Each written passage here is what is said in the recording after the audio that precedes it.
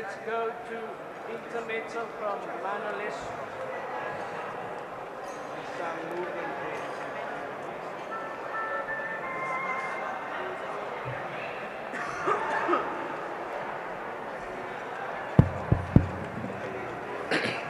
Ladies and gentlemen,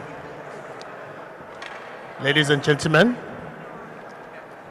ladies and gentlemen, can we kindly get seated?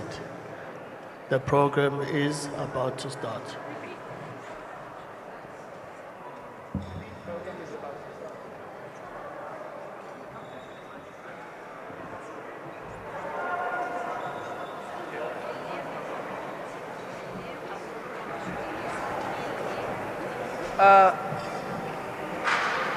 Let's see. Maybe let's do Gabriel's oboe if they're going to start. Let's do Gabriel's oboe. We can come back to this one.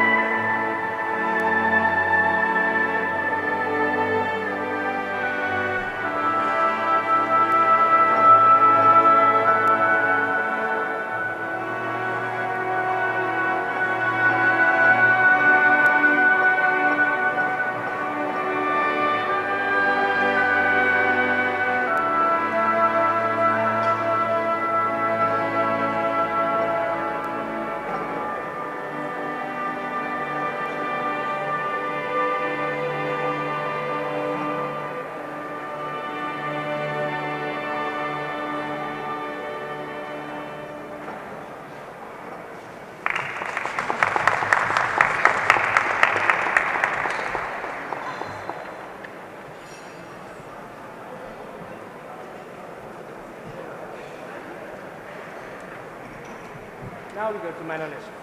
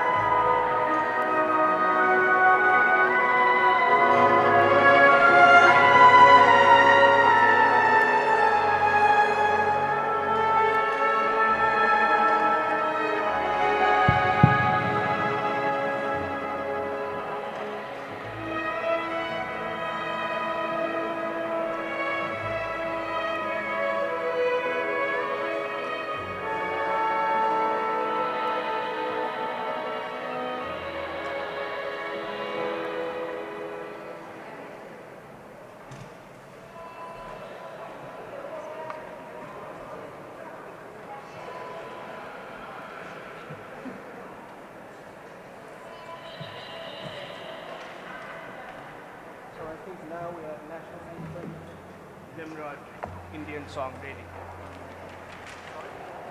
National anthem, so now the program.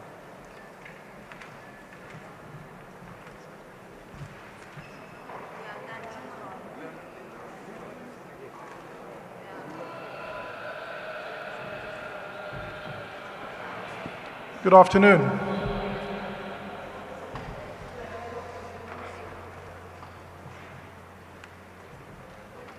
And thank you to the orchestra, the KZN Philharmonic Orchestra, for that absolutely beautiful music. Touches our souls.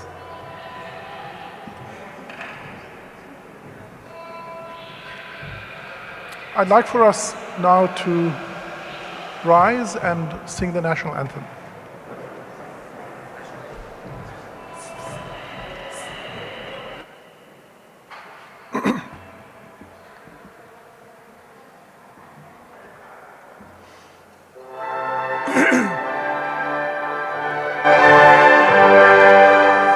Forces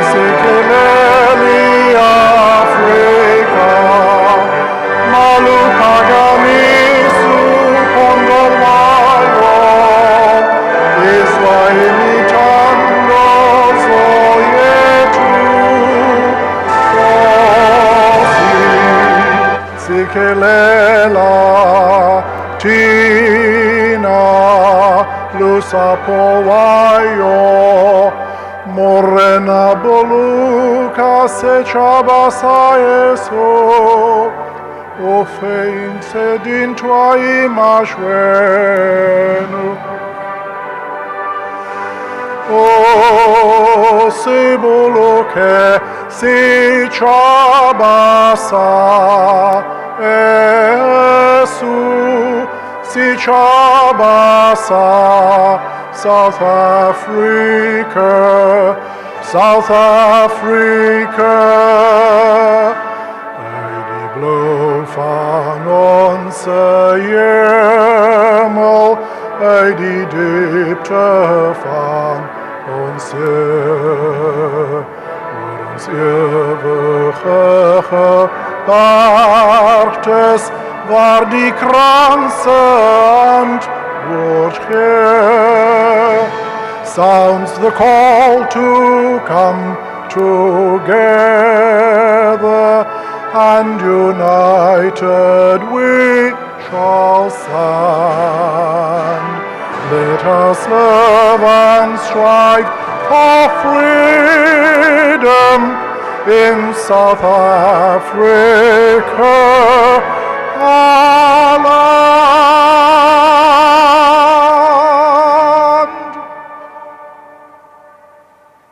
Thank you.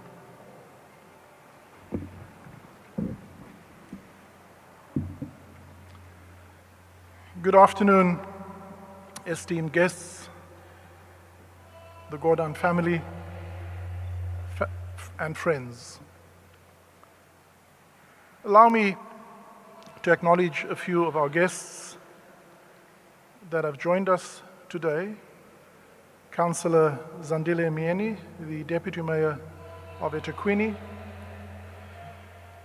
the Transnet Group board members, is led by the Transnet Group Chief Executive, Ms. Michelle Phillips, and her spouse, I see, joined us. Mr. Nigel Ward, Toyota South Africa Executive Vice President. Ms. Balesa Pili, CEO of the Durban Chamber of Commerce and Industry. Mr. Ibrahim Patel, Director of the Manara Chamber. Representatives from various sectors, government, captains of industry, interfaith leaders who have come to pay their respects. Former colleagues who have worked alongside Pravin Gordhan during his tenure as Minister of Public Enterprises and in other roles. Again, a special and warm welcome to the Gordhan family, Vani, Anisha and Priyesha, and your partners, friends and allies of the broader South African community who have been touched by the commitment and selfless service of our brother, our friend and leader, Pravin Gordhan, for his dedication to our nation. Thank you for joining us to honor the life and legacy of the late and former Honorable Minister Pravin Gordhan. Your presence today, as has been reflected over the last week, is a testament to the impact that he had on our life, and also an expression of our appreciation for the work that he has done. I'd like to invite now, we have two interfaith leaders who will lead us in an opening prayer. Reverend Subusiso Mtakati, followed by Pundit Risesh Singh from the eThekwini Interfaith Desk, and I invite you to lead us in prayer.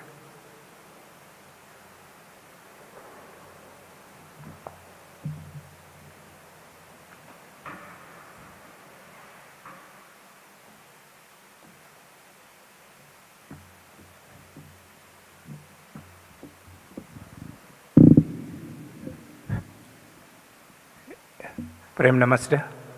We'll all please rise. Put our palms together in reverence for the departed soul, wishing him a safe journey home, back home to the spiritual world. Om Hari Om Tat Sat. Hari Om Tat Sat. Hari Om Tat Sat. Om Vishnu Vishnu Vishnu Om. Guru Re Brahma, Guru Re Vishnu, Guru Devo Maheshwara, Guru Sakshate Param Brahma, Tasme Shri Gurave Namaha. Umagyanam Timirandasya Gyananjana Shalakaya, Chakshuromilitam Yenam, Tasme Shri Gurave Namaha. Shri Chaitanya Manobhistam Stapitam Yena Bhutale. Swayam Rupa Kadamadyam Dadati Savapadantikam Vandeham Shri Guru Shri Yutapadam Kamalam Shri Gurun Vaishnavam Zacho Shri Rupam Sahagaraha Jatam Shagana Raghunatham Vitam Tam Sajivam Sadvitam Sadvahutam Parijana Shahitam Krishna Chaitaninam Divam Shri Radha Krishna Padhan Shagana Lalita Shivishaka Vitam Sham He Krishna Karuna Sindhu Dhina Bandhu Jagatpate Gopi se Gopi Karikanta Radha Kantan Mastuti Tapta Kanchana Gauranghe Radhe Vrindavanishwari Vrishna Bhanu Stuti Devi Pranamami Hari Priye Vancha Kalpa Vrikshascha Kripa Sandabaya Evacho Patitanam Pavana Bhuyu Vaishnava Bhyu Namo Namaha Namo Om Vishnu Padaya Krishna Prestaya Bhutali Srimati Bhakti Vedanta Swami Iti Namani Namaste Saraswati Devi Gauravani Pracharani Nirveshesha Shunyavadi Paschatya Jai Shri Krishna Chaitanya Prabhu Nityananda Shri Advaitare Gadadhara Srivasadi Gaura Bhakta Vrinda Hare Krishna Krishna Krishna Hare Hare Hare Rama Rama Rama Hare Hare Vrindayi Tulasi Devyayi Priyayi Keshavastucha Krishna Bhakti Prade Devi Satyavate Namo Namaha Namo Brahmanaya Devaya Go Brahmanaya Hitaya Cha Jagadetaya Krishnaya Govindaye Namo Namaha Jai Jai Radha Govinda Jai Jai Radha Gopala Hare Krishna Krishna Krishna Hare Hare Hare Rama Rama Rama Hare Hare Ugram Viram Mahavishnum Jwalantam Sarato Mukham Narashimam Bhishanam Badram Mrityum Namamiham Om Hari Om Tat Sat Hari Om Tat Sat Hari Om Tat Sat Om Vishnu Om Shanti Om. Dhanyavad. Please remain standing. Singaqhubeka sikhuleke ngegameni kaYise elondodana elikamoya oyingcwele. Siza kuwe baba ngalesikhathi sokukhumbula umntwana wakho Nkosi. Siyakunxusa ube kanye nathi sikhumbule sifunde kuye ngegama likaYesu Kristu waseNazaretha. Sonke sithi amen. Thank you. You may be seated. Thank you.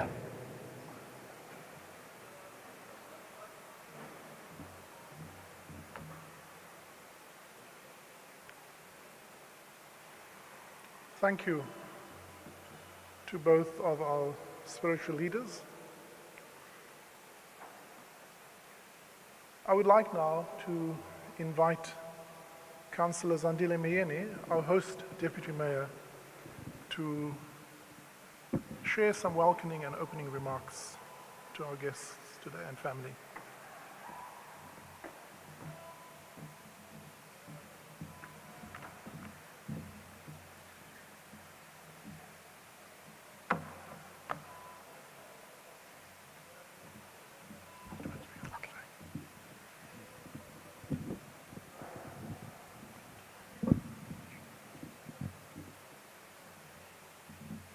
Program Director, the family, the interfaith leaders, the Transnet board member, Mr. Dipen Patel, and other board members in our midst, the Transnet Group Chief Executive, Advocate Michelle Phillips, the CEO of Durban Chamber of Commerce and Industry, Dadwetu Umispele Sapili, the MSC Chairperson, Cape Town Salvold, the Toyota South Africa Executive Vice President Manufacturing, Mr. Nigel, the Pietermaritzburg Chamber of Business, CEO, Ms. Melan, all protocol is indeed observed.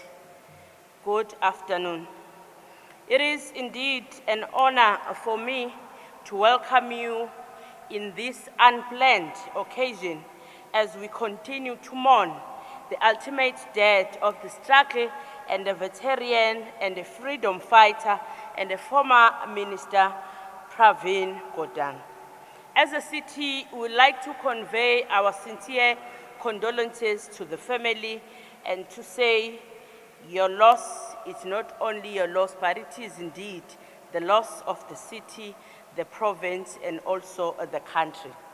As a true patriot, Pravin Gordhan ensured that when he is entrusted with a public office, he did use the display on his comrades and friends and to make a very good effort to serve all people of South Africa, irregardless of their political affiliation, culture, and religion.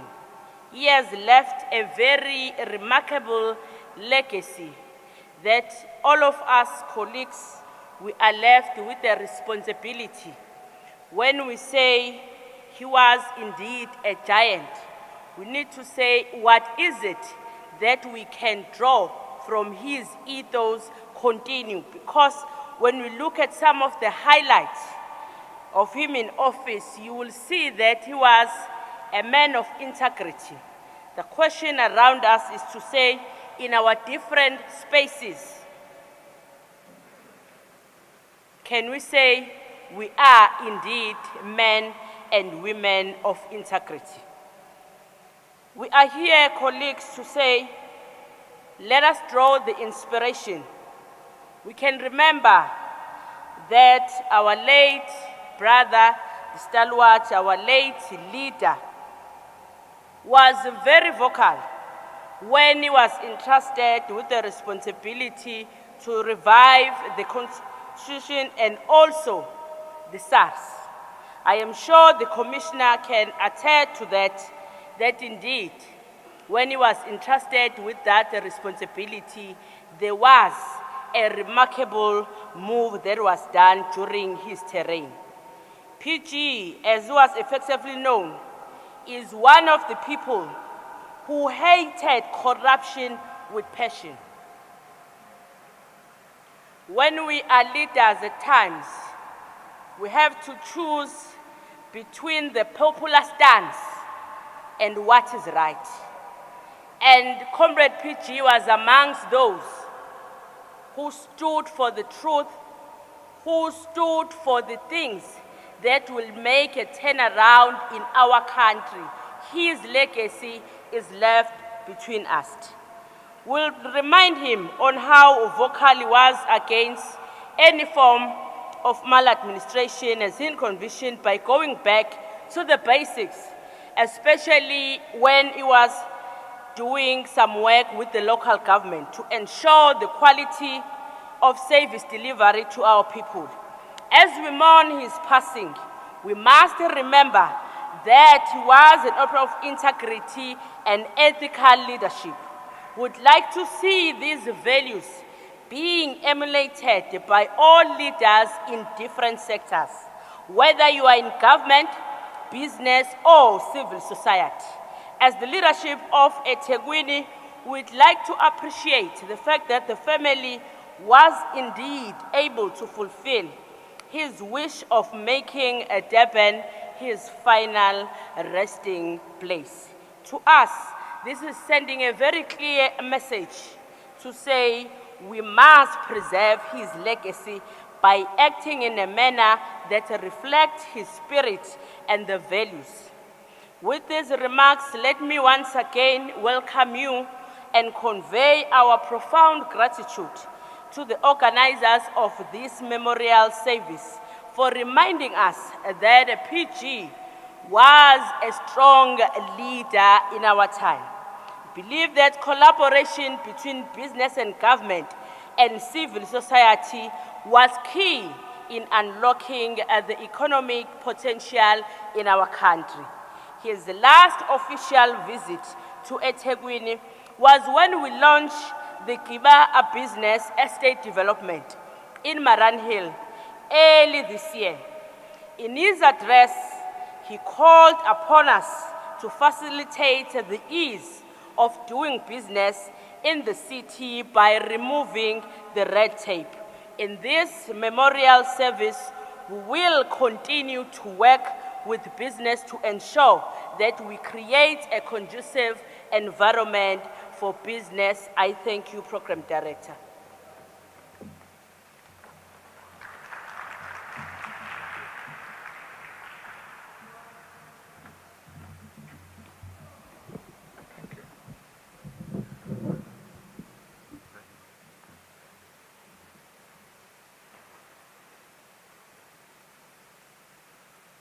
Thank you, Deputy Mayor, Councillor, and Deputy Mayor of eThekwini, Councillor Zandile Mieni. Thank you. We now have a musical tribute, and I must just share with you a little story when I listened to the music that was played by KZN earlier. During the grip of COVID, I was alone in my apartment in Sandton, and I thought, what if I die because I get COVID and they'll find me 3 days later? And I live my life with music. Both my sons are musicians, the one is a conductor. And I put together a playlist, and I thought to myself, at least as I drift from this life into the next, I will listen to my favorite music. And you played my playlist today, whether it was Nimrod or Algar or Gabriel's Over in the end. If I showed you my playlist, it's exactly what you played. So thank you, you touched my soul today. And they are fitting music to also allow our friend and colleague and brother, Pravin Gordhan, on his own way into the next world. So please share your gift with us again.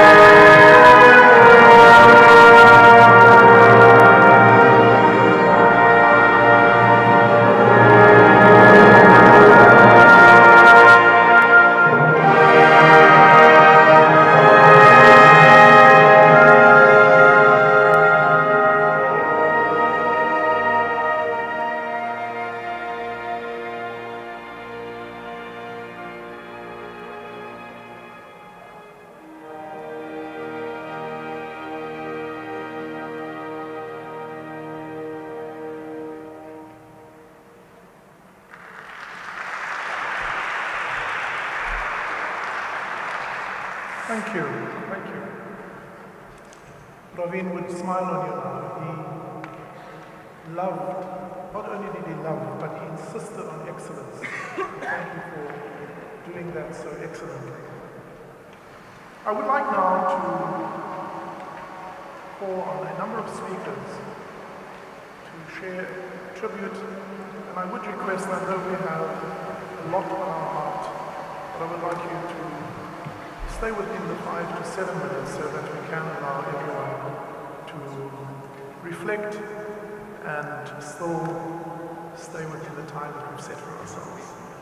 So the first, I would like to invite Ms. Palesa Pili, the CEO of the Durban Chamber of Commerce, to share her tribute. Thank you.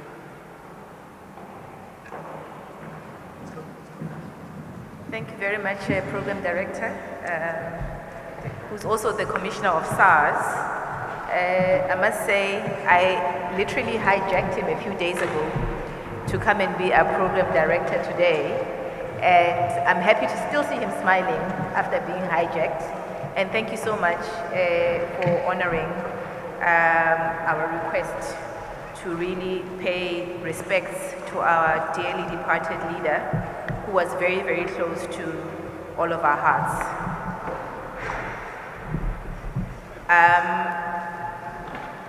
The family, the Gordhan family, the CEO of Transnet, Ms. Michelle Phillips, the CEO of Peter Marisburg Chamber, CEO of Minara Chamber, the Executive Vice President of Manufacturing at Toyota, who also happens to be the immediate past president of the Durban Chamber of Commerce and Industry, who also had the privilege of working very closely with our late minister, the executive board members, the board members of Transnet, board members of the Durban Chamber of Commerce that are with us today, captains of industry, ladies and gentlemen, good afternoon. The Durban Chamber of Commerce and Industry, NPC, is extremely saddened and devastated by the passing of our beloved former Minister Gordhan. On behalf of the board, council, and members of the Durban Chamber of Commerce and Industry, we would like to really extend our deepest heartfelt condolences to the family and friends of our dearly departed former minister. The business community admired the courage and the boldness that he had, and as organized business, we will remember him as a stalwart supporter of the business community of eThekwini and beyond. I will be talking a little bit to share with you what we mean by this.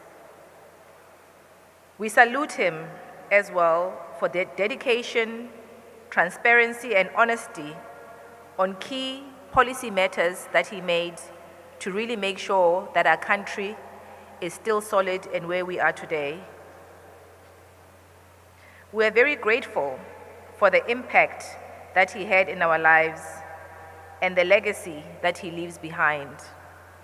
As a Durban business community, we are boldly and proud to say to you, we think we had a very special place in his heart across the country, because whenever there was an issue or any challenges, even if there was none, he would always give a call and say, how are things going? Is there any issues? Is everything going well with the business community? I want to share with you just some of the few things where he really showed his love and support of ensuring that the Durban business community thrives. When we had the unfortunate unrest of July 2021, all of us were very stressed and going through various motions. And I remember the Sunday, we still had the COVID-19 lockdown. We were anticipating that our president, who was addressing the nation that evening, will be talking about the unrest and the looting happening in Durban and KwaZulu-Natal. And we were very disappointed that the president had not been properly briefed because the detail of what was happening in KwaZulu-Natal, he did not talk about. The very following morning, our beloved minister made contact with the business community, wanting to know, is everything okay? What's happening? And we said to him, Minister, not everything is okay. Things are really at a position where we really desperately need help from a national point of view. That very same afternoon, he set up a meeting with us, the business community, with some of his colleagues, ministers of the security cluster, to talk about what exactly is happening in KwaZulu-Natal. The very following afternoon, he made sure that we have a meeting with the president to get commitment from government to send down troops to help KZN fight what we're actually going through. There's a couple of other things where he really showed absolute dedication. And in between, one of the other things that I fondly remember was even when there was a strike with Transnet. I remember we approached him and we said to him, Minister, we cannot afford to have a strike with Transnet so closely after COVID-19 and the unrest. And he personally made sure that every single evening with the Transnet executive, he briefs us on what the status is of the strike and ensure that the strike gets ended timelessly. The last fond memory of his commitment towards the business community of Durban and KwaZulu-Natal was when we had the floods recently. He was the first national minister to land down in Durban while we were still confused of what is happening. And I remember he called me and he said to me, what is happening? Where can I help? Can you update me on the damage that has been caused? And I remember sharing with him, saying to him, the South Basin is completely destroyed. I'm not going to take the thunder of Mr. Nigel Ward from Toyota, who will share with you what he did, but the amount of commitment he did in terms of making sure that national government gets on board and gives KZN as a province the necessary support to move forward from these floods was amazing, because even a couple of weeks later, we had an engagement with the president and we were able to present everything that we needed action from government. As the business community of eThekwini, we are equally shattered and we're devastated like you. We have lost somebody that we knew was always available to support us. Even after he stepped down, he still had an interest on what is happening, and we knew that we could pick up the phone and ask him, please, can you assist in anything? He would never say no. We're equally devastated, and we share the pain with you as a family, and we really hope that you will find healing throughout this process. And we really thank you once again for joining us today and allowing us to share our fond memories of your beloved father and husband with us. And we also thank you for allowing him to work with us. I know I was one of the culprits that would sometimes call him at ungodly hours. He would answer and be able to give the necessary support that we need from the Durban business community. So we thank you, and we really hope that his soul does rest in peace. Thank you very much.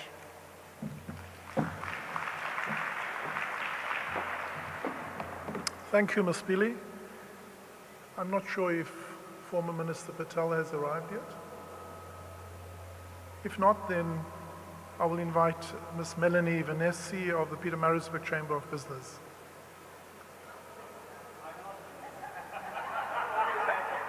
You are also not Melanie Vanessa.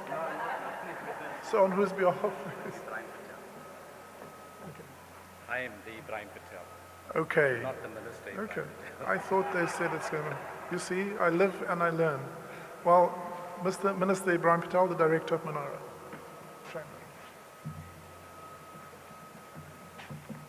I had hoped with the retirement of Minister Patel, I wouldn't have that confusion any longer.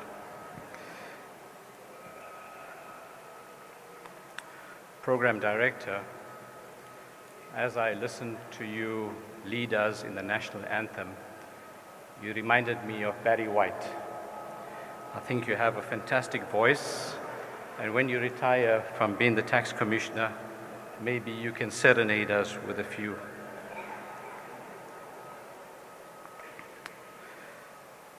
The Gordhan family, Her Worship,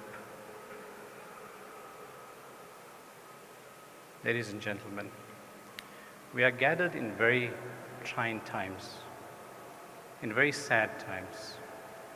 And on behalf of the Minara Chamber of Commerce, it is a privilege and an honor to share a tribute on this fine and great man whose contributions to our country and to our people are something that cannot be fathomed.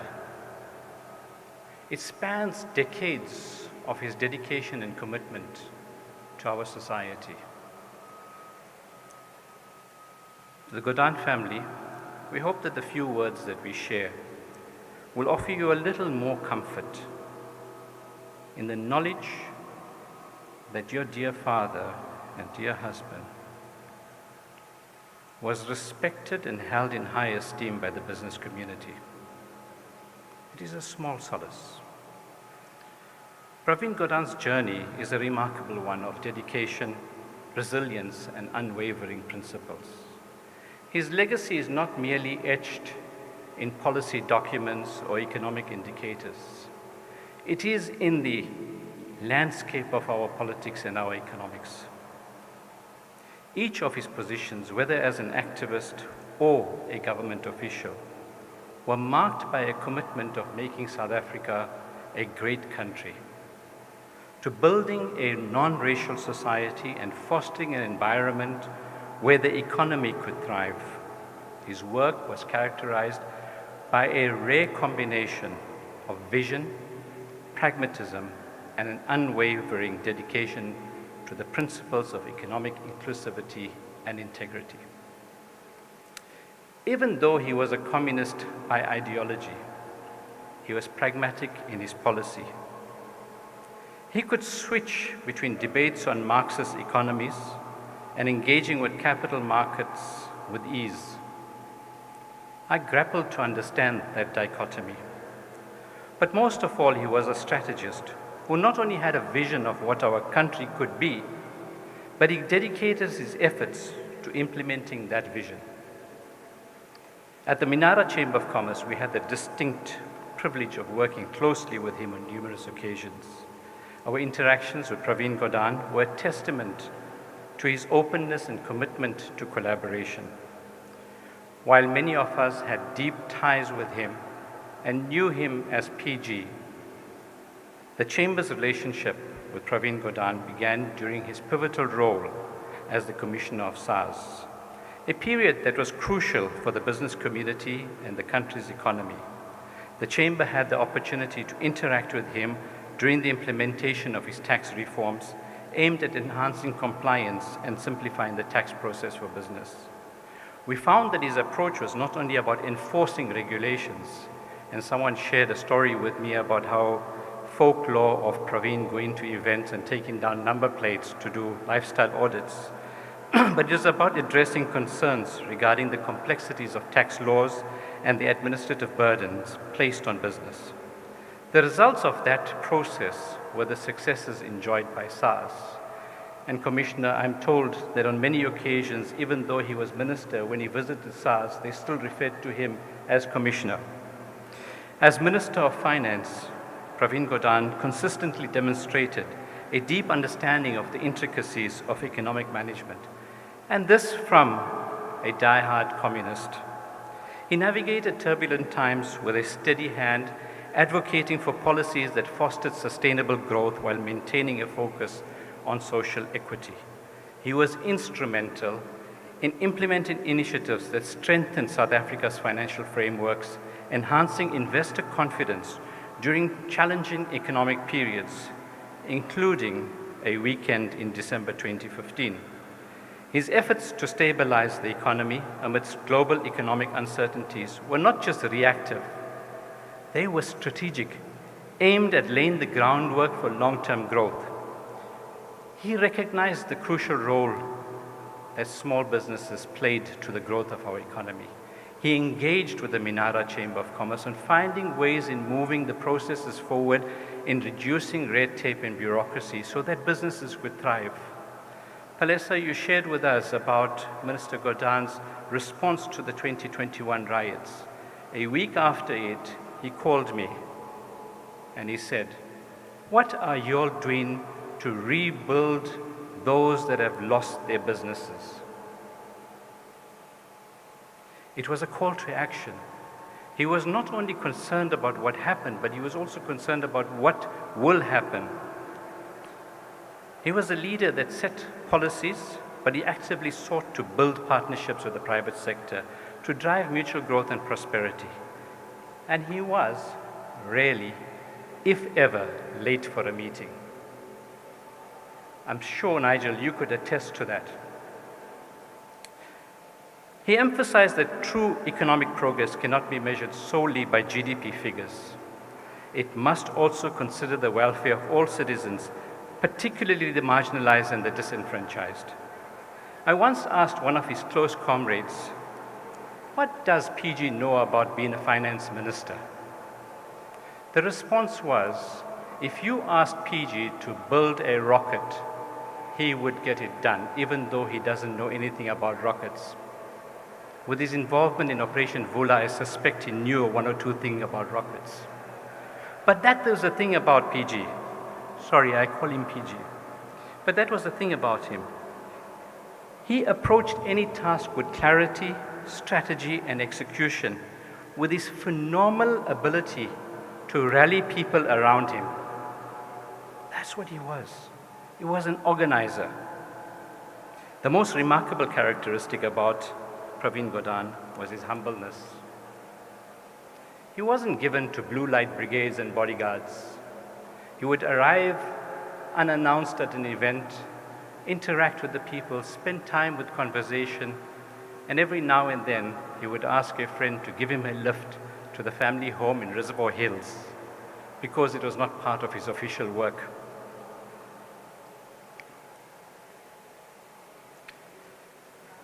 He had a personal touch. He would call to follow up on things. He would message to find out. Palesa, you alluded to that he messaged to find out about things.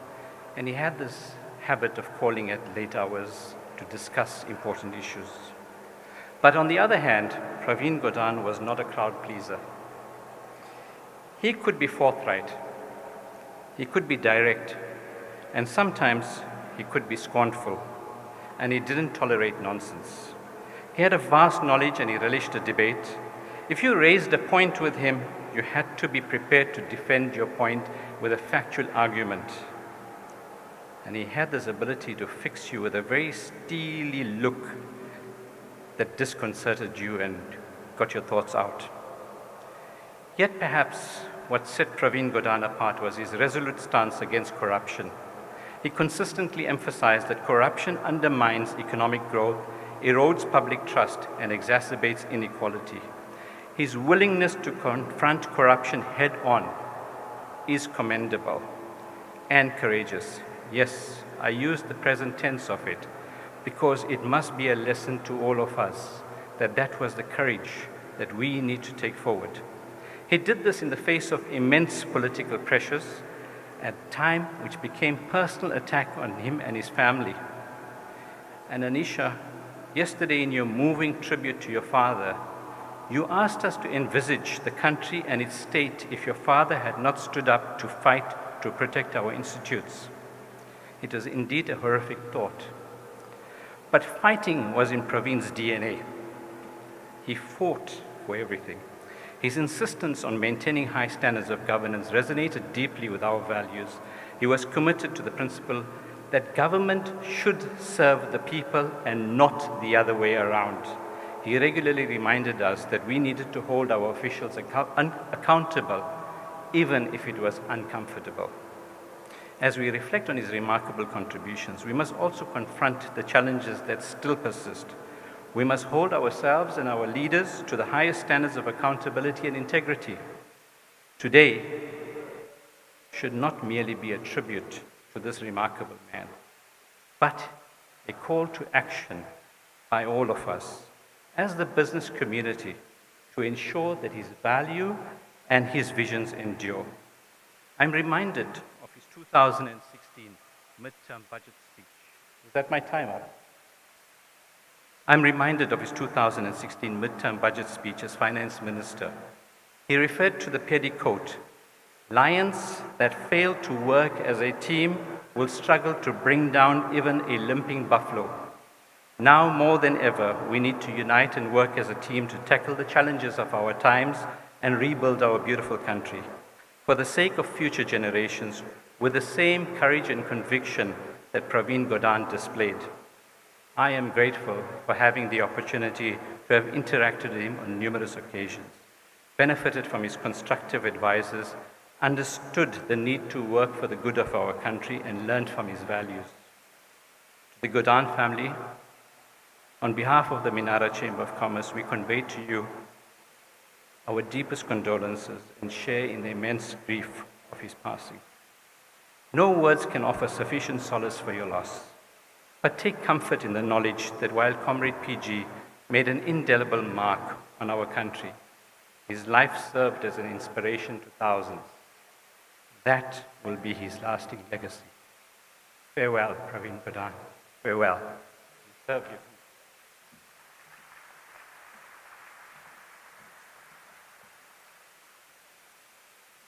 Thank you, Ibrahim Patel, the other one. I'd now like to invite Ms. Melanie Vaness, CEO of the Pietermaritzburg Chamber of Business.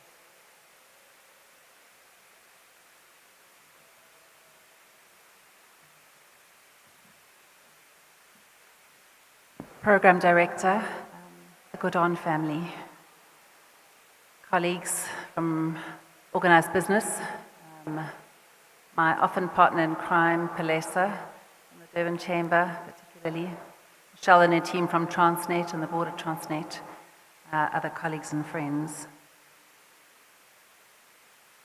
The Pietermaritzburg business community was saddened to receive the news of the passing of former Minister Gordhan. And we appreciate very much the opportunity to be able to extend our sincere condolences to you, his family. He was greatly admired by all of us, and we were always very grateful for his willingness to listen to our challenges, to give us the time, and to put every effort into trying to resolve them. We admired his leadership abilities, particularly his analytical ability. He was able to analyze the situation, cut through the complexity, and identify a workable solution, always. General Colin Powell, former US Secretary of State, said great leaders are almost always great simplifiers who can cut through argument, debate, and doubt to offer a solution everyone can understand. And I think that speaks to how Pravin dealt with issues. He admired his ability to build consensus. Martin Luther King Jr. said, "A genuine leader is not a searcher for consensus, but a molder of consensus." And I think Pravin did that really well. He brought people together. How principled he was, it's been mentioned by previous speakers. Thomas Jefferson said, "In matters of style, swim with the current. In matters of principle, stand like a rock." And he did that on all of our behalf, and for that we're very grateful. And finally, his willingness to take action when necessary. The former First Lady of the United States, Rosalind Carter, said, "A leader takes people where they want to go. A great leader takes people where they didn't necessarily want to go, but ought to be." And he did that magnificently. In short, he was a principled, intelligent man and an admirable leader, whose wisdom and sound counsel we will miss more than I can express. May his soul rest in eternal peace. Thank you.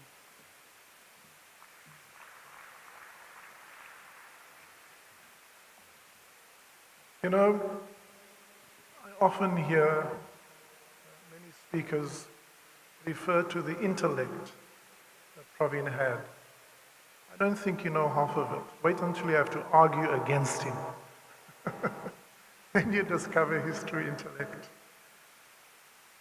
I'd now like to invite Mr. Nigel Ward, the Executive VP of Toyota South Africa.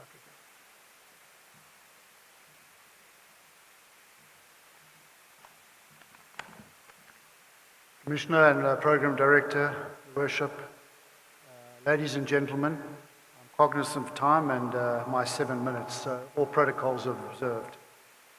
Vanitha, your daughters Anisha and Priyasha, the Durban business community, and my condolences and thoughts of you at this time. Today we're all gathering here with very heavy hearts, and when I was driving here, thinking about the venue, I thought how befitting it was.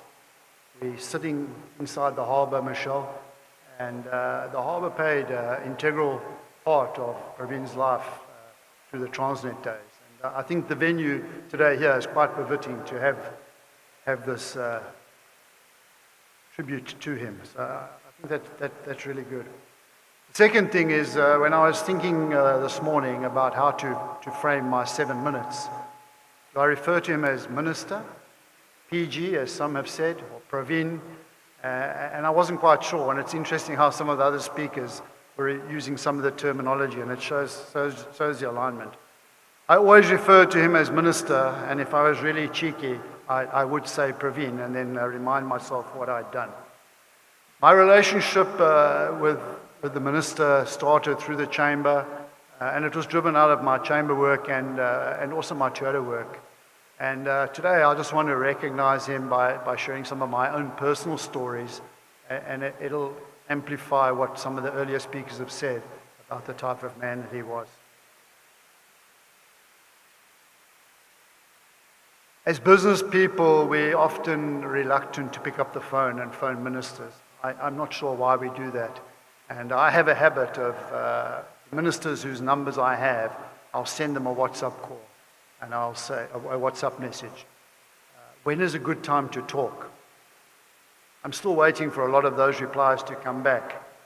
But with Pravin, you would never get a message back saying blah, blah, blah. He would always phone. And I would always reply the same thing.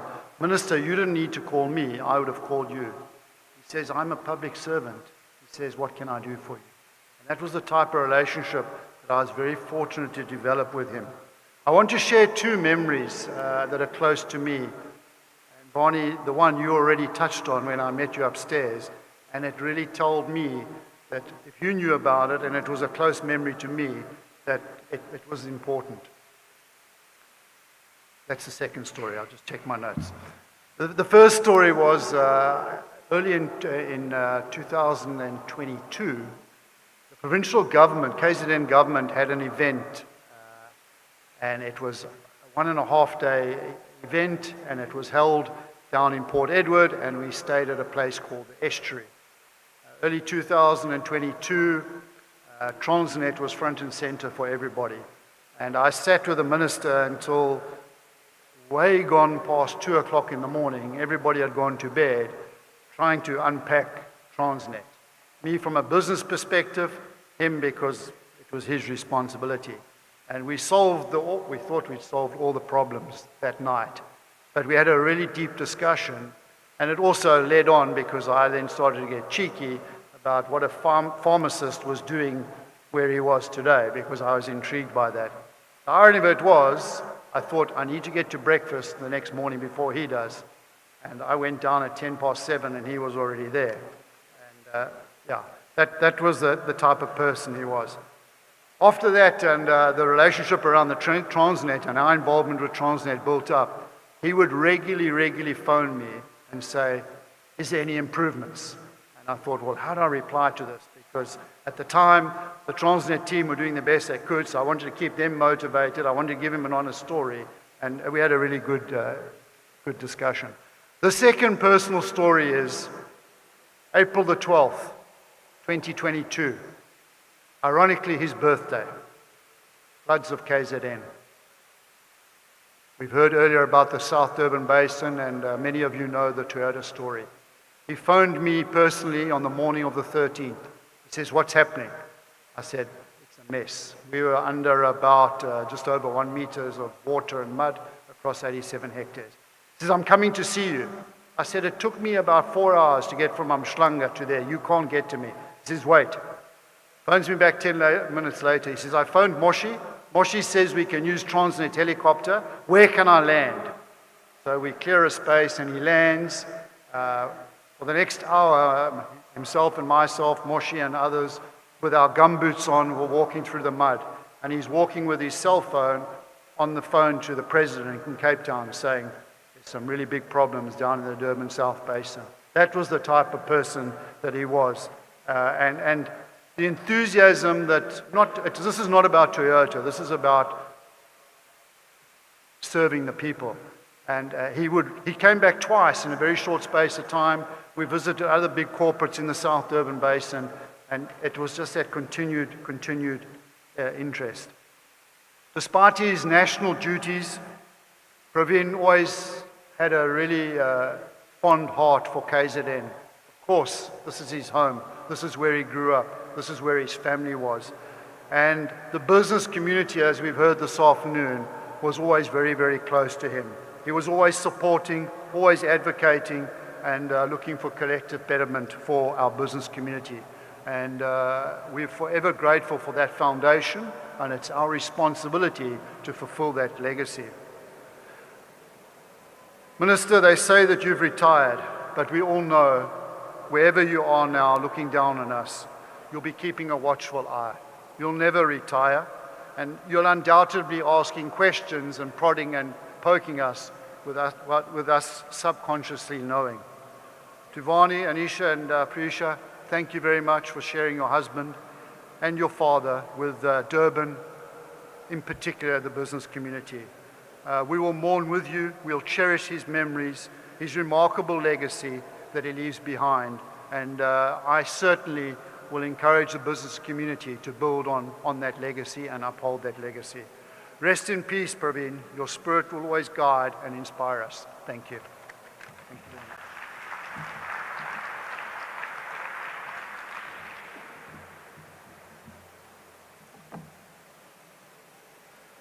Thank you. So, when Pravin left SARS at the end of 2009, or during 2009, I didn't quite get rid of him because throughout his term as a minister, we would often speak, he would often bounce things and tested his thinking, conned me into joining the Transnet board, conned me into joining the National Energy Crisis Committee. But that was the one thing, when you mentioned that, I think it was Ibrahim who mentioned that even though he had been steeped in a particular ideology of Marxism and communism, he was never a slave to ideology. He reached out to anyone whom he believed could help the cause. And that's really remarkable wisdom. Because if you continue to speak to people who agree with you and who are like you, you live in a closed world. Pravin opened his world by admitting into it even people whom ideologically he would not necessarily agree with if he thought that they could shape and advance his thinking to achieve the goals that he had set for himself. And so, talking about Transnet, I would like to invite Advocate Michelle Phillips, the Group Chief Executive Transnet.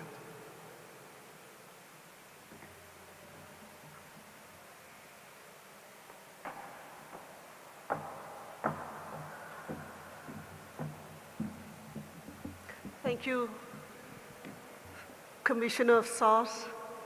I must always remind myself. Good afternoon to the Gordhan family. Deputy Mayor, organized business, the captains of industry, the translators in the room, and thank you everyone for making time today to celebrate. It's very difficult for me to say PG, because I used to always call him Minister, to celebrate PG. I'm truly honored to be here today. I want to thank the family, Fani, Anisha, Priyesha, for allowing us to do this. You know, we felt that it was necessary for us to pay our respects in the way that we're doing today. And it was important for us to celebrate your husband, your father, your uncle, brother. So important for us to be able to do this today, and I want to thank you for that from the bottom of my heart. So most of us in the room have been touched in some way or another by PG. Yesterday, listening to everybody pay their respects, I felt quite envious because I did not have the 20 and 30 and 40 years that other people had with Minister Gordhan. I met Minister Gordhan in 2019, and really because some of the people in the room here are all guilty parties because they had been writing to the minister and complaining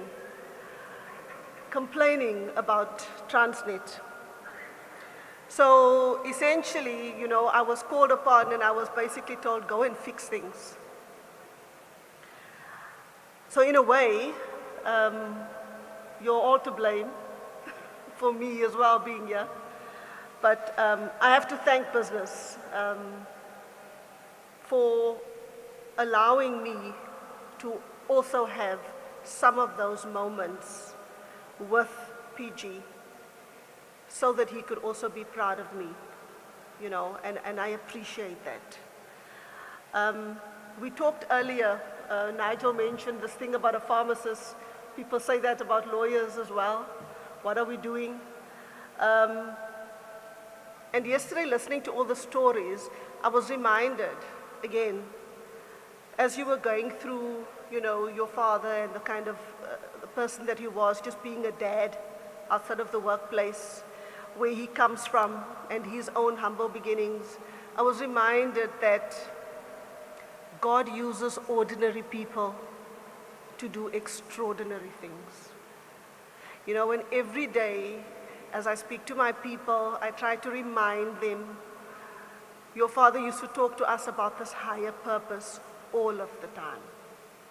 And in everything that we do, my message to translators on a daily basis, whenever I get the opportunity, is that it's not about the job.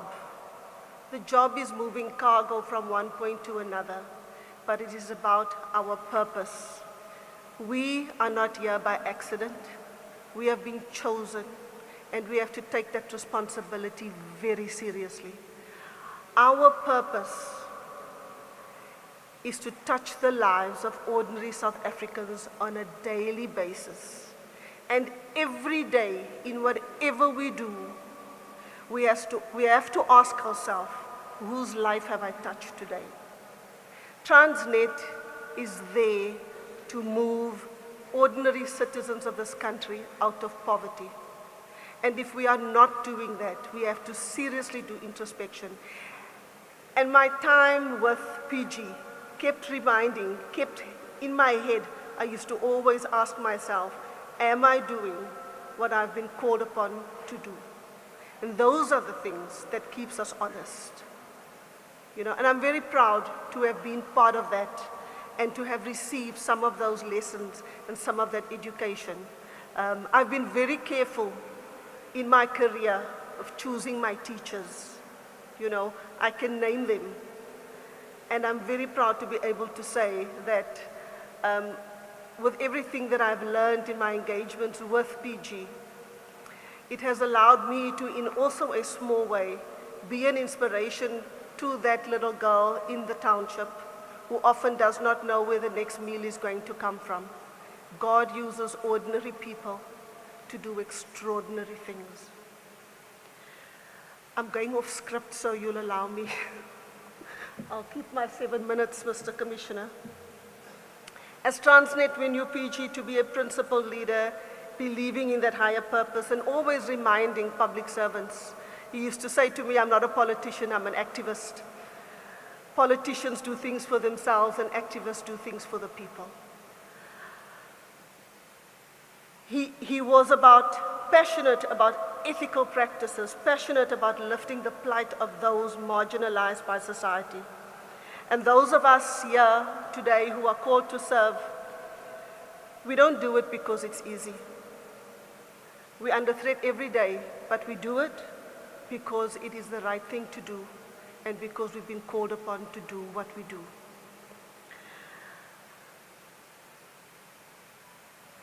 I'm going to end with just a little bit of a note that I want to say the following. You know, as a child, my parents taught me to count my blessings every day and to name them one by one. I can also sing, Mr. Commissioner, we'll do a duet one day. So my parents used to say to me, count your blessings, name them one by one. Count your blessings, see what God has done. Count your blessings, name them one by one, and it will surprise you what the Lord has done. I'm honored to have had the opportunity to cross paths with such an amazing man and activist as PG. He is a blessing in my life. And I'm hoping that with all of the translators that we sit here today, that we not forget what it is that we are privileged to do. PG has supported me throughout. He admonished me when I needed it. I heard, you are not listening. And I've had to remind me, listen. So I'm so proud to have been part of the legacy of PG. And certainly I will never forget the time that I've been able to spend with him. My thoughts and prayers, and so all of the translators, our thoughts and prayers are with you and your family. We hope that we will continue to see you and to hear you. And I pray that God continues to shine his light on you and your family. Thank you very much.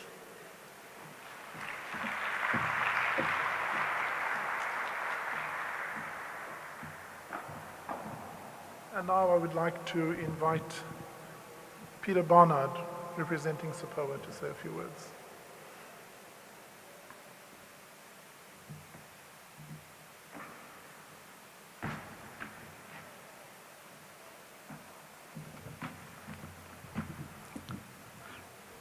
Very good afternoon to everyone and to the Gordhan family. Our deepest sympathy from the Board of Directors of SASAA.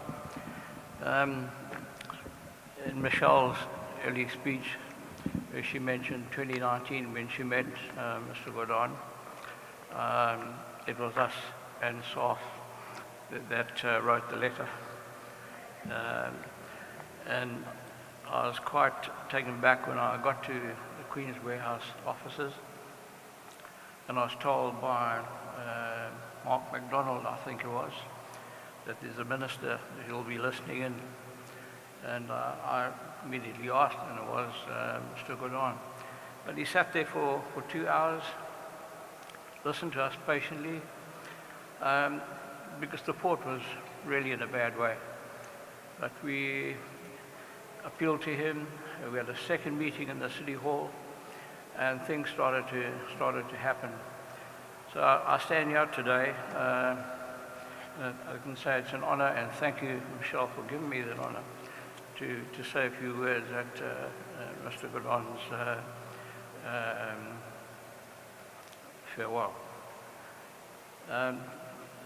My observation of Mr. Gordhan was a man who everybody, I think, in Parliament looked up to. If there was anything that had to be done, like he was the person that they called on. He had that way about him that, and it's been said a number of times this afternoon, that you could ask him anything, and he seemed to have the answer or he had the knowledge to be able to cope with the problem. And I'm sure he'll be sadly missed, certainly by the family. You know, we've all walked that road, been down there, and know the pain that comes with it. And I think certainly fellow politicians would not have, even though he'd retired, would not have left him alone, and would always sought his advice for various things that might have cropped up. Thank you.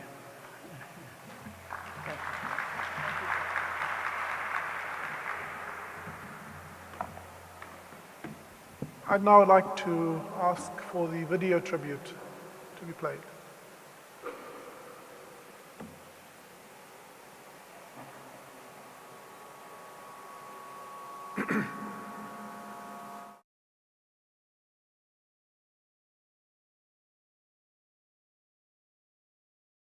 Fellow South Africans, Sanbonani, Molweni, Koimedak, Tobela, Dumelang, Absheni, Saubanani, Indima C. Ari, Lochani. Good afternoon.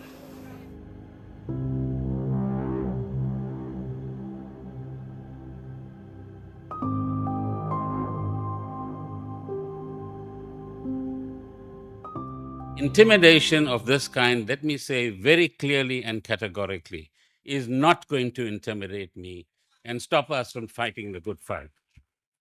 You have been brought in to clean up this mess. Your reputation is stellar in terms of that which you did to Treasury and in taxation before you.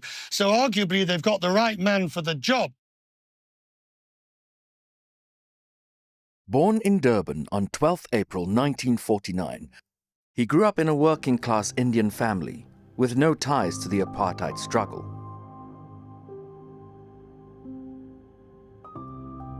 From a young age, he had a passion for learning, fighting injustice, and serving others, and earned a bachelor's degree in pharmacy from the University of Durban-Westville in 1973.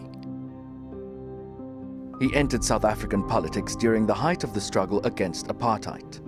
In the 1970s, as a student, he participated in underground activities with the ANC and led the student movement and civic structures in Durban. As a pharmacist at King Edward Hospital, he held secret meetings in storerooms and was dismissed in 1981 for his political activities.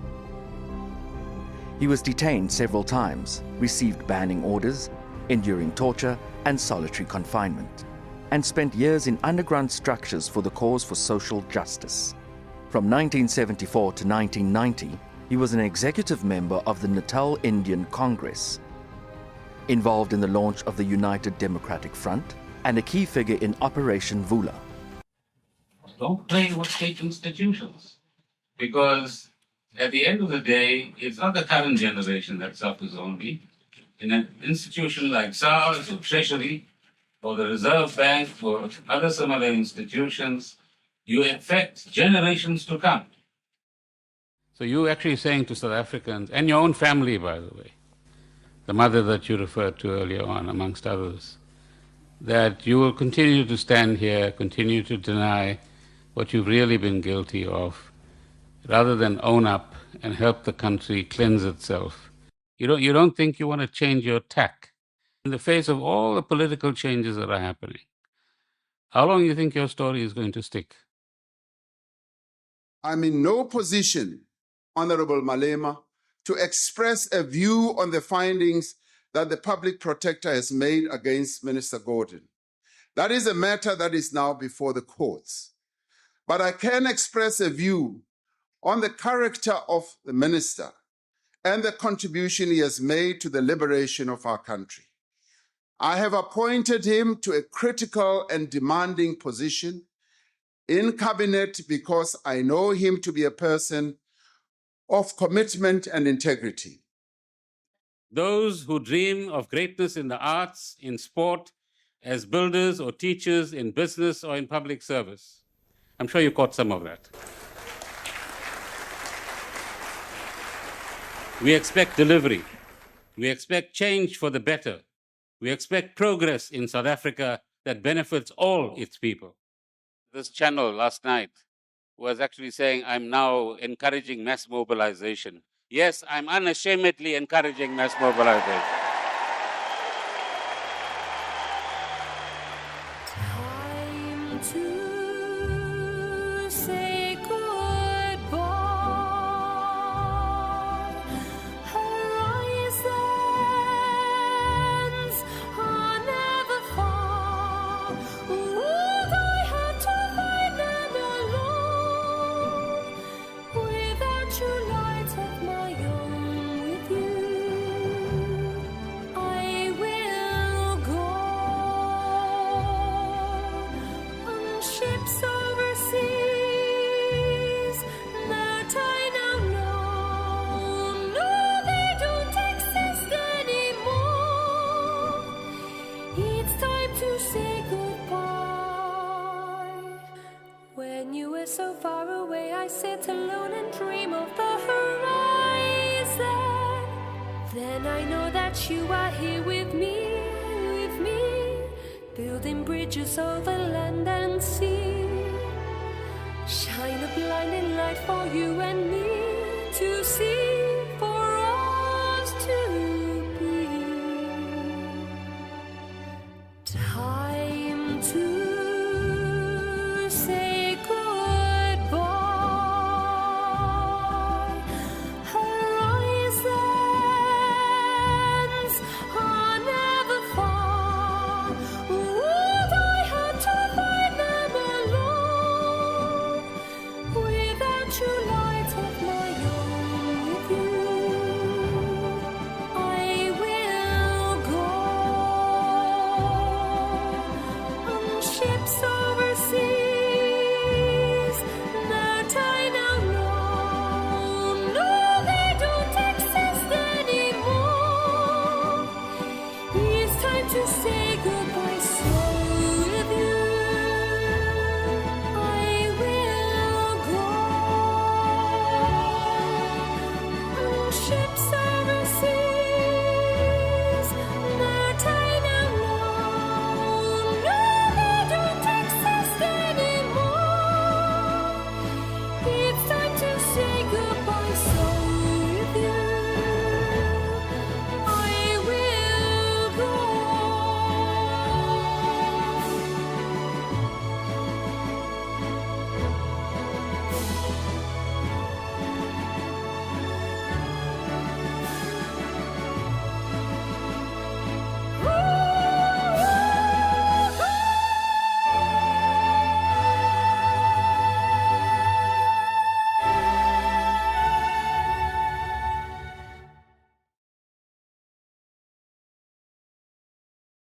It's still hard to believe he's no longer with us.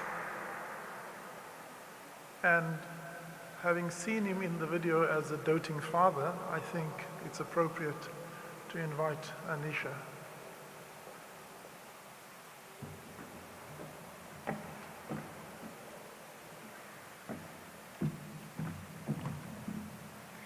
Two speeches in 2 days. My father's making me work. Distinguished guests, all protocol observed. Sani Banani, Dumelang, Moweni, Goeiemiddag, Namaste, and good afternoon. As a family, we thank you for honoring and celebrating the life of our father. This past week has been somewhat surreal for us. The reality of losing our father has still not been internalized. And I still believe he's going to call me tomorrow. But the outpouring of love and support, the acknowledgement of his contribution to this country and its people has provided much comfort for us. Thank you to the Chambers of Commerce, to the staff, management and board of Transnet for hosting us today. Durban is and was very special to my father and to us. It is home. Today we celebrate a man who has made immense sacrifices for the liberation of this country since his teenage years. He was an activist, a freedom fighter, a liberator. He was a strategic thinker, an organizer. He was an intelligent man with a thirst for knowledge. He was an optimist, a collaborator, a unifier. My father lived a principled life, a life of utmost integrity. He was a husband, a father, a brother, and a devoted family man. But most importantly, my father cared deeply for the people of this country, and his life's work focused on uplifting the poor, protecting the needy, and building a non-sexist, non-racial, democratic South Africa.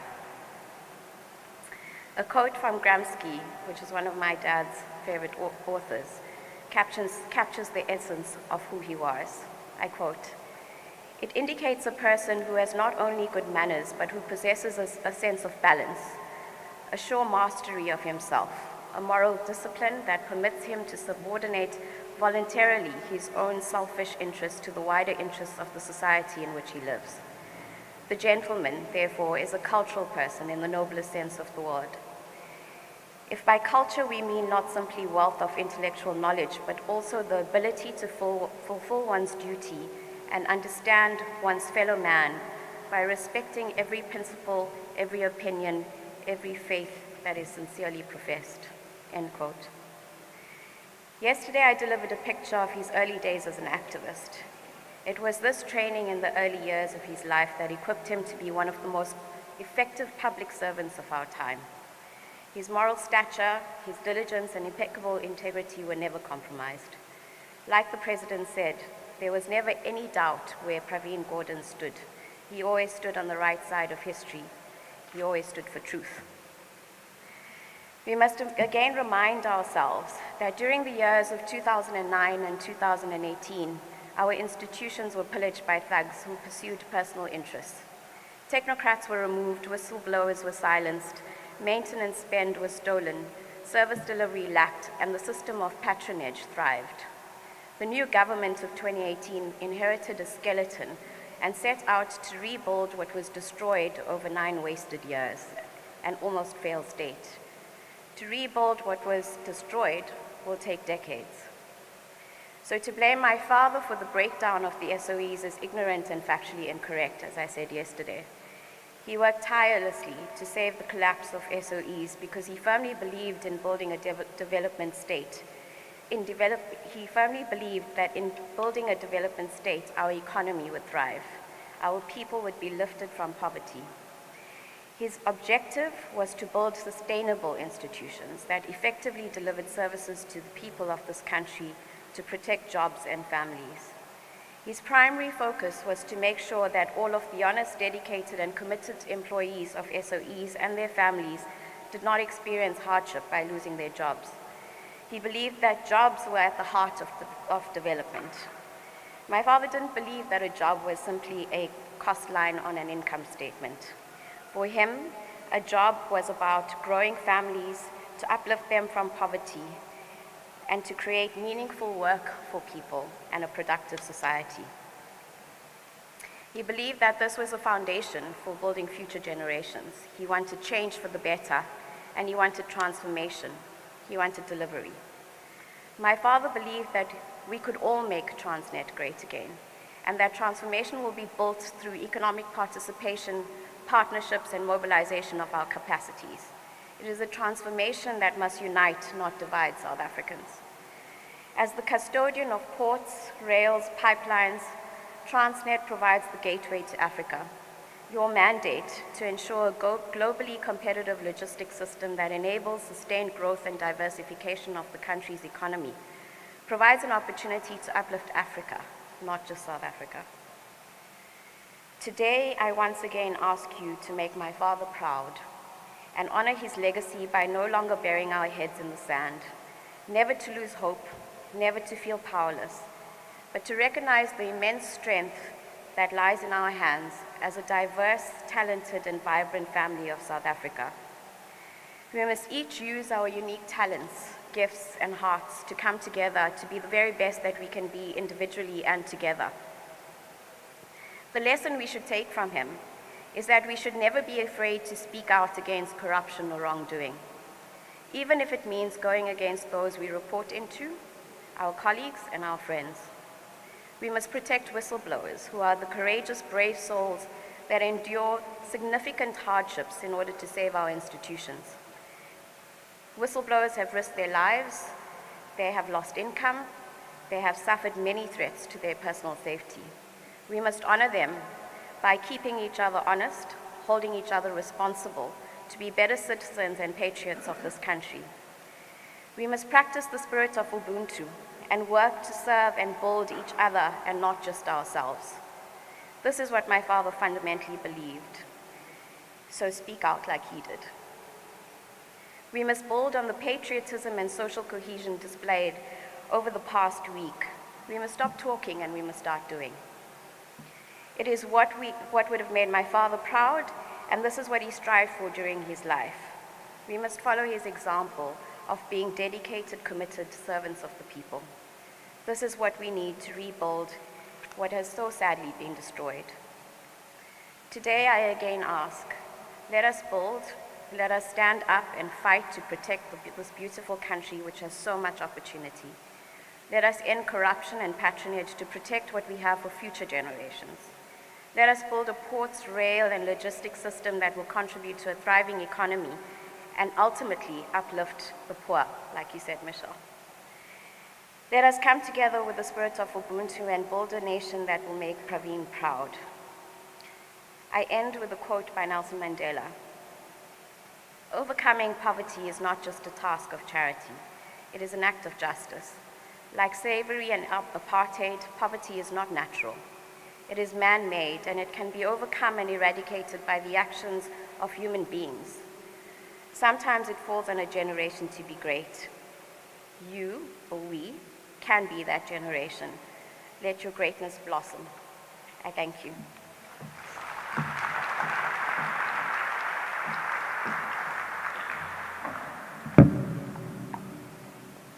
You've been sitting for a while, so why don't you stand as we take a minute to reflect on the life of a wonderful servant, a friend, a father, and a husband.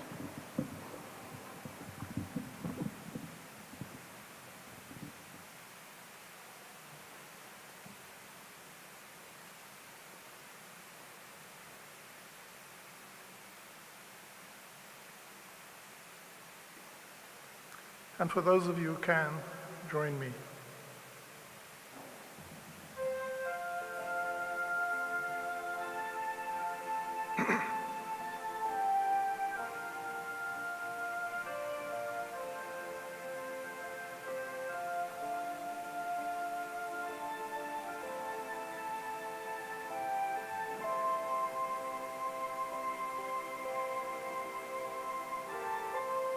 You ready?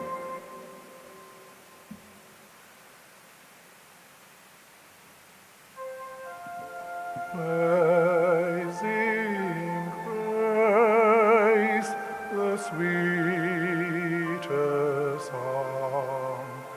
I once was lost and free, and I was lost, but now I'm found.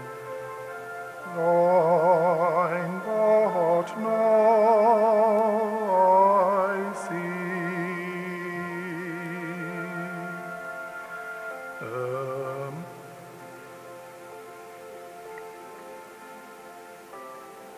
Sing again, as blind, but now I'm found.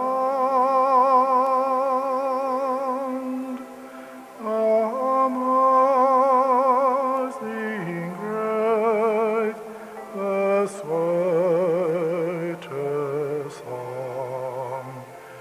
I whine, but now I see. 'Twas grace that taught my heart to fear, and grace my fears relieved.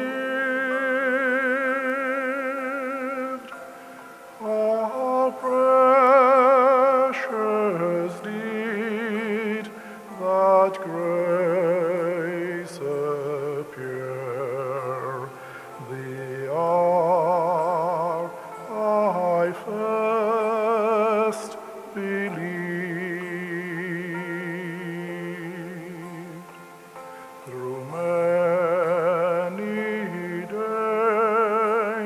dangerous toils and snares we have already come. 'Twas grace that brought us safe thus far, and grace will lead us home. And grace will lead us home.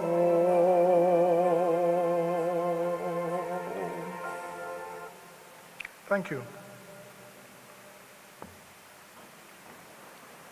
I now would like to invite each of our spiritual leaders to share a spiritual message with us, please.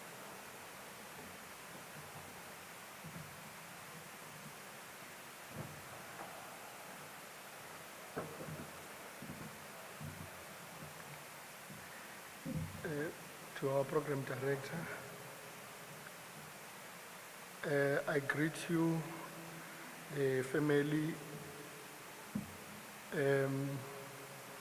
of our, I'm falling short of the right name because I was so puzzled to see a trending message of our former president speaking well about Mr. Gordhan. Hey, I said, he was good in such that everyone can see. We have to be like that, eh? Yeah. Can you understand that? To do good in such that anyone can be able to say, so and so was good. Because at times as we are living on earth where there is always good and bad. If you're striving to do good, you will always have some obstacles which are human beings that are fighting for you to do right. So we will share a message, a scriptural message, but first and foremost, I would appreciate the business chamber for having this memorial service. But now, I would want us to come together not because of the memorial service, because what we identify in 2021 is a cycle that started in 1913, from 1913 to 1949, from 1949 to 1985, then 2021. And we are doing nothing because that is keeping these racial wars alive. In such that we're only thinking that it was only the killings happened at Nanda or in Phoenix. But we can't look at what happened at Nanda towards the Indian community who were staying at Nanda. Brutally things happened there. So rather than pointing fingers, we have to come together and rebuild. That's why we believe so strongly that the reconciliation in this country, particularly in eThekwini City, is a way to go, where even the business people should also come and participate. So the book that I will be reading is Hebrews chapter 13, verse 7, where it says we must remember our leaders and learn from them. In learning from them, we must do as they done. So I'm here today, standing here, listening from each and everyone, talking nicely about Mr. Gordhan.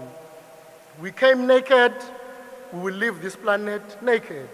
But what is very, very important is the legacy you are leaving, because wherever you are, if you are profit-driven, forgetting to leave a right legacy, it will hinder you, because it will hinder you or on your, when we will be celebrating you, instead of people talking well about you, will be saying exactly what you've done, or will behave exactly as you behaved. So a spiritual message is for each and every one of us to internalize his behavior and make sure that on our corners we do exactly as he did.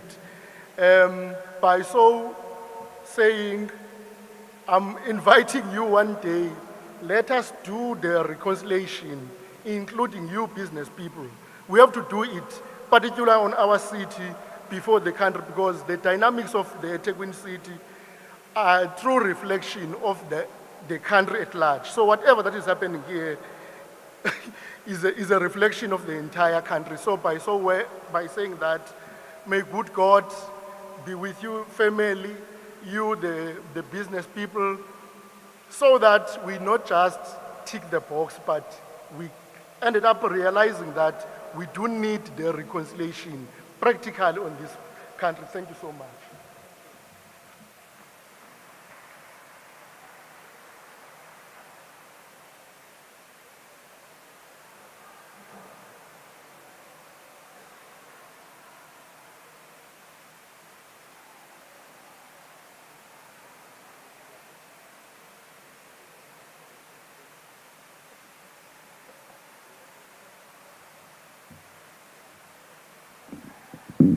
Hare Krishna, Jai Shri Ram, Prem Namaste. A small word to the commissioner. I just told him that I paid my tax. So he'll be relieved. So he has some money there now. Greetings once more to each and every one of you, the commissioner, the honorable deputy mayor. Look at me. Namaste. And Transnet, each and everyone present, the Gordhan family. My respectful obeisances to each and everyone. When we attend a funeral or we attend a ceremony, it seems to be very sad. We got the wrong conception of it. We seem to shed a lot of tears, we seem to go into sorrow. And we are reminded in many scriptures, especially in Bhagavad Gita, chapter 2, text 22, the Lord speaks and he says to Arjuna in the battlefield of Kurukshetra, he says, Vasamse shiranani yati vihaya nirvani ghuranati naru parani tata shirarani vihaya shiranani anyani samyati nivani dhihi. The English translation of that is that as a person puts on new garments, giving up the old ones, the soul similarly accepts new material bodies. So it is the transmigration of the soul. Actually, no one ever dies, because if you are not born, you're not going to die. You come in contact with material nature. Earth, water, fire, air, ether. This is made of this gross material body that you have come into this world. This is not your true identity. This is a gross material body that is given to you by this planet, Earth, earthly planet. You've got to leave it at this earthly planet and you're to go. Your true identity is your spirit soul. Because you have come to this material world, you are conditioned soul. According to material nature, goodness, passion, and ignorance. Everyone is born out of these three modes of material nature: goodness, passion, and ignorance. No one is born only in goodness. No one is born in passion. No one is born in ignorance. Everyone is born with goodness, passion, ignorance. And when you grow, then you discard ignorance You move to passion. When you come to understand spiritual knowledge, you enter into goodness, understanding who you am I, where did I come from, what is my constitutional position in this material world, and what happens to me when I quit this body? What happens to me when the word is used, when I die, when you leave this body? Where do you go? So when you identify yourself as body, that you are the body, or whether you are an Indian, you are an African, you are an European, or whatever, Russian, American, this is all bodily designations that you are representing yourself with. You are not this. You are actually spirit, soul, caught in a material body and conditioned in this material world. That's all. The soul, by nature, is blissful. It's blissful. So you don't die, you'll just leave this body and then you move on. Whatever action. Sorry, what you call Bhagavad Gita chapter 8 text 6, it says, Yam yam vapi samaram bhav. Whatever state of being one is at the time of death, that state will take without fail.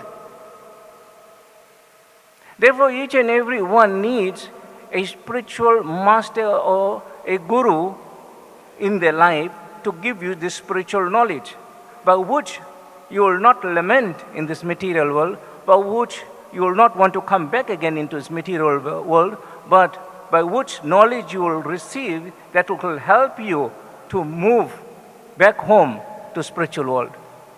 Each and everyone is seeking one thing in this material world, and we are seeking happiness in this material world. But it is sad to say that there is no happiness in this material world, because this material is temporary, number one, so is your body, and it is miserable. And we seek happiness is like a child that gets a bottle of honey and licks this bottle of honey from the outside and starts to cry because it can't get to the honey on the inside.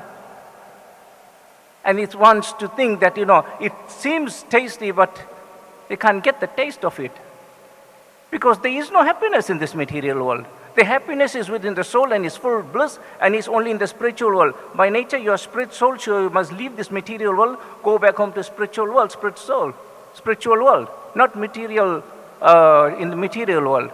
Because due to our past lives' deeds, our karmas, that we come into this material world and we go through so many pain and suffering in this material world. We come in this world because of our desires to fulfill our desires. We come in this material world because we also go through curses in this material. And the other one is that because we have ancestral curse that we have to come and take birth and also to suffer in this material world. When we have passed all these stages, the understanding by the mercy of a spiritual master and a guide that we clear up all our path, then we make an advancement and we leave this material world and we go back home to the spiritual world.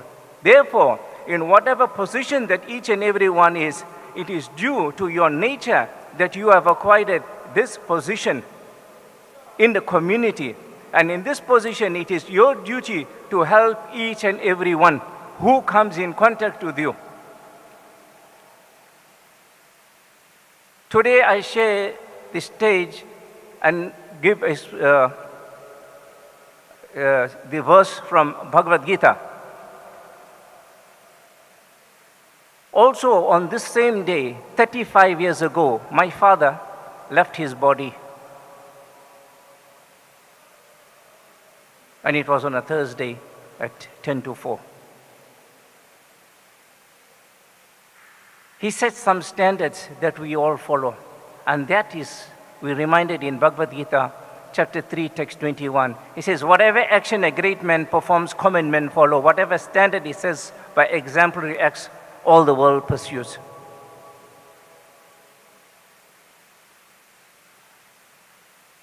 We have to set a standard in this material world. This body does not belong to us. The soul belongs to the Supreme Lord. We own nothing in this material world. We claim to own, be in possession or the proprietorship of so many things. Actually, at the time of death, everything is taken away from you. You own nothing. The soul will go back to the spiritual world, will go back to the Supreme Lord, which it belongs to. The body that is made will be left in earth. And What profit the man when gained the world and lost the soul? Thank you.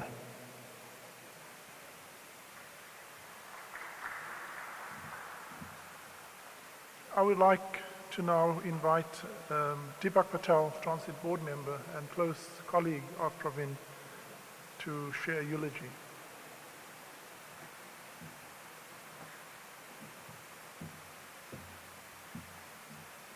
Good afternoon, friends, colleagues, comrades, all protocol observed. I don't know what the structure of a eulogy really is in formal terms. So I'm going to speak from the heart. I'm also going to speak in many, many capacities. I'm not just a Transnet board member, which I've occupied as a position for the last year. I go back with Pravin Gordhan all of my life. We grew up on the same street, him being about 13 years my senior. There were whispers in the community pointing to the temple, and Pravin lived above the temple on Prince Edward Street. And they would say, be careful, that's where the congressman lives. I came across Pravin for the first time in real life, in a conversation at the age of 16. It was the school's boycott of 1980. And we were running the risk of ruining the boycott. Ruining the boycott because we did not know when to stop, how to be strategic, how to use strategy, tactics, and common sense with respect to what needed to be done. And we argued a lot. That was, at the age of 16, my first, I would call, tutorial in strategies and tactics. That set into motion a lifelong association with my comrade PG. The early years were not easy, and I think Anisha spelt out in a fair amount of detail what being a young person with principle who was intent on doing the right thing, and what course of action that then meant. And Pravin, PG, did not shy away from adversity. His entire youth, like a whole generation that belonged to his generation, was spent resisting, was spent sacrificing. It was spent notwithstanding the dangers, a courage being expressed that made him, in those days, out of necessity and because of the conditions that prevailed, a revolutionary and activist and a resistor. That saw him go to jail in Section 29 detention, which those of you know is detention without trial, is detention with interrogation, it is detention with solitary confinement, and it is detention with no access to legal representation and no access to the family. This is the life that, in my opinion, really girded PG for a lifelong commitment to doing what is right, regardless of what the price might be. PG was many, many things. And as the history of this country unfolded, he rose to every single occasion. The early years were difficult. When the state of emergency was declared in 1986, he went underground and was far away from his family. Those of us who engaged with him in that time know the kind of loneliness that had to be tolerated, borne, and experienced. When the time came to prepare for the worst, he, with no hesitation, joined Operation Vula. And Operation Vula, for those who don't know, in Zulu it means open the way. And it was in 1987, when we were staring repression in the face, that we realized that there might be no option, but in fact, to take the ultimate stance and overthrow the state. Pravin rose to the occasion once again. I was fortunate to have worked very closely with him in that period, and Anisha talks about her experience at the age of 14 when we appeared in court. That marked another turning point. Our appearance in court with indemnity, and Pravin, together with us, was given indemnity by F.W. de Klerk, was as a result of it being necessary to indemnify certain people so that they could participate in the negotiations. Pravin, while he entered CODESA as a negotiator for a particular political party, was very quickly chosen to be the co-chair of the Transitional Executive Council. It meant he had to be a party political, and he rose to that occasion as well. And he sat in the nexus, he sat in the middle of mediating what would have otherwise been a severe conflict between different positions, and he steered once again a strategic course to progress. After that, he went into Parliament as a Member of Parliament in the first democratic South Africa, and there he was responsible as chair of the Parliamentary Constitutional Committee to steer this country to its final constitution, which constitution we all know we strive for. It might not be in reality perfect, but certainly it is an aspirational constitution that is world-class. Then, of course, he was chosen to lead the South African Revenue Services, and we know it is well documented that he transformed it into a world-class institution, not just to collect taxes, but in fact so that the fiscus could be strong, so that the people of this country could benefit after many, many decades of not being in focus by the government, whether we're talking about housing, education, welfare. But very, very importantly, he translated the business community, or he transformed the business community's attitude to taxes. And for the first time under his leadership, what we saw emerging was not just tax compliance, but a patriotic orientation by the corporate sector to make their contribution to a baseline that would see us being able to fulfill ordinary people's needs. Much has been said about ideology and the ideology that you belong to. I used to belong to that ideology myself. However, that ideology teaches you a very basic thing. It teaches you to be in the moment, in the material circumstances, and to always be principled, ethical, and strive for the good of everyone rather than yourself, and this was Pravin. SOEs.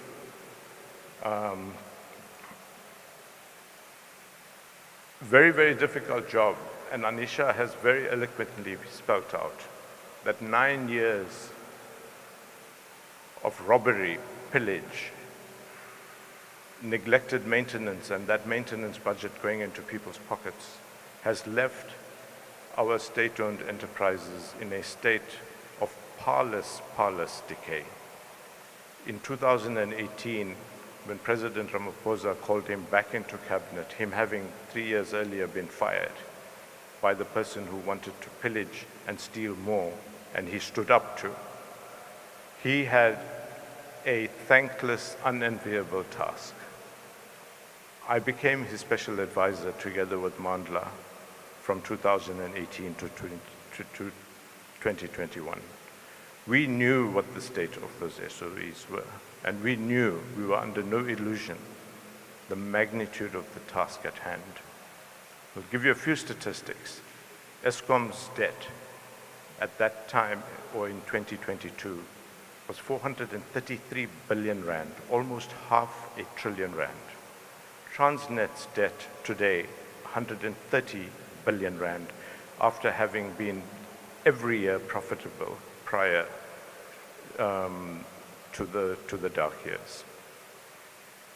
South African Airways, I differed with him sometimes, but what I have now realized is that his tenacity and his dedication to ensuring that South Africa had a proud airline meant that despite my misgivings, which I expressed quietly at the time, he managed to take it through the business rescue process. He persuaded the president, he persuaded his cabinet colleagues, and today we do have a national airline still.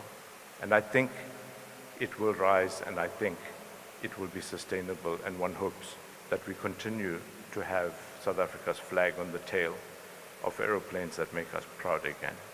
Eskom, it's been 162 days since the last load shedding. We've crossed our fingers and hope that it continues for a much, much longer time. But today, Eskom has fixed a lot of its internal operational problems. Today, Eskom has separated into a transmission company under Pravin's vision of what a new electricity sector should look like. I look at Michelle, and both as a board member of Transnet, as well as a member of the team that is now entrusted to turn around Transnet. We are committed and dedicated to the job because it was PG who tried to ensure that we have a stable executive team that is fit for purpose. It is PG who appointed a new board that I really believe in, and I think Transnet, like Eskom, will also come into its own. We're already beginning to show green shoots of progress. Hopefully the business community concurs with us. And we are pursuing partnerships with the business community. I don't want to spend too much more time, save to say that PG leaves a proud, unblemished, and principled record of what his contribution through all of the seasons of South Africa's history has asked of him. And as we say goodbye to a person that we hold very, very dear, let us hope that the message, his way of thinking, the principles he believes in, and a whole generation of us having learned under his tutelage, pick up that banner, or as the President said yesterday, pick up the fallen spear and continue the march. To his family, especially Vani, Anisha, Priya, I have known you for a long time as well. What we want to assure you is that your husband, your partner, your comrade, your father has left a legacy that you should be very proud of. And we want to assure you of our continued support for you, but more importantly, pay homage and be very, very thankful to you that you shared such a great soul, man, comrade, minister, commissioner, revolutionary with us. And we wish you strength as you face, especially the next few weeks and months as you deal with your loss. We really appreciate you allowing this memorial to take place and wish you well.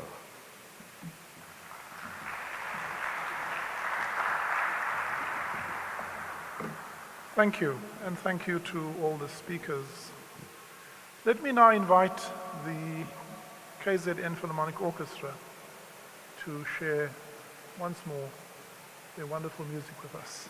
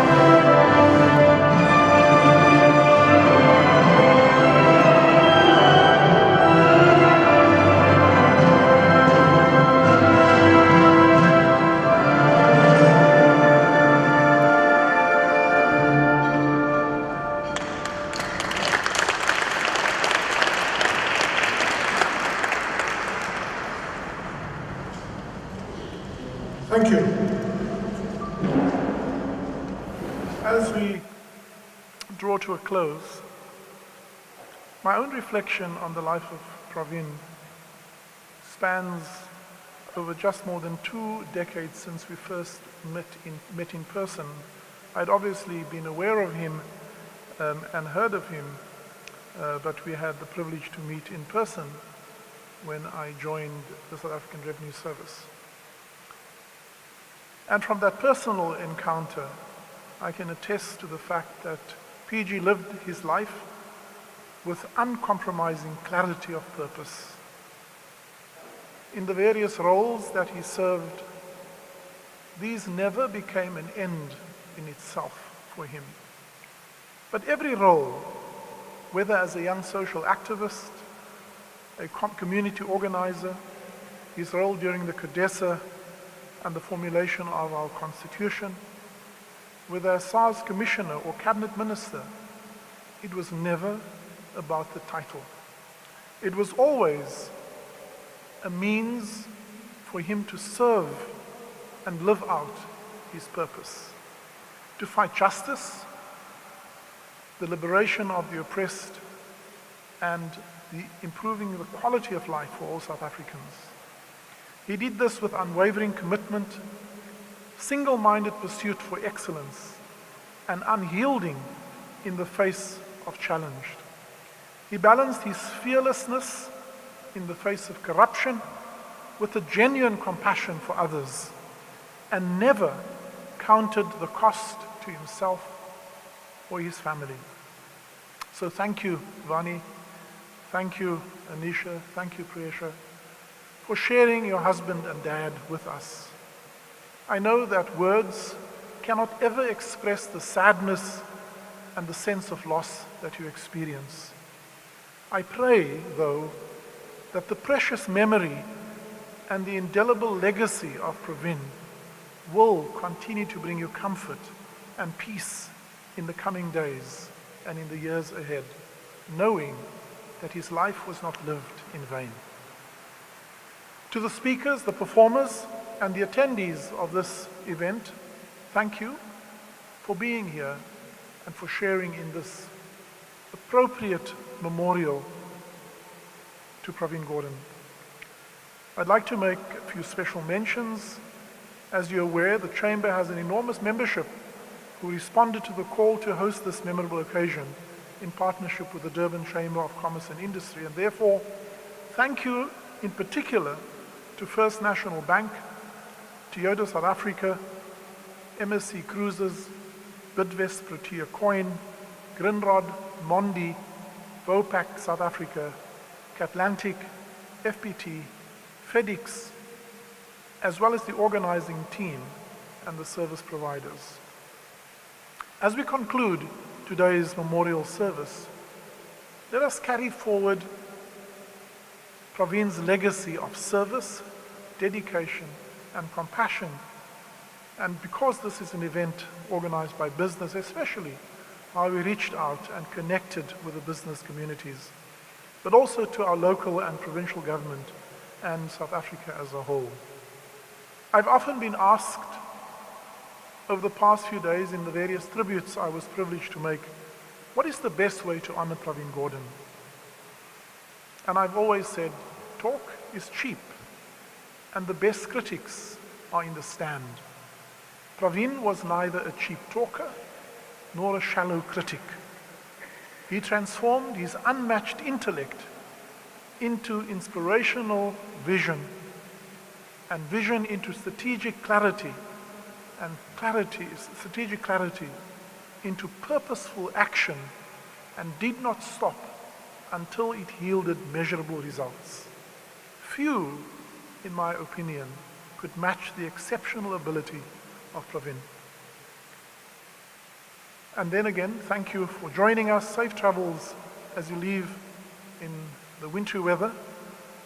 And may we all keep alive Pravin's spirit in our hearts. But more importantly, try in our own way to exemplify his life by doing what we can. Because even though we have a wonderful constitution that promises to heal the divisions of the past, to heal injustice, and to create a South Africa that can unleash the potential for each of us to be the best version of ourselves. We know we still have a long way to go. And his final message to us is, we still have work to do. May we take that with us and do the work that he exemplified so well. Once more, as we take leave and still share fellowship and remember this giant who walked amongst us, I invite the orchestra to continue to beautify this hall with your beautiful music. Thank you very much. Hambani Gashe, take care.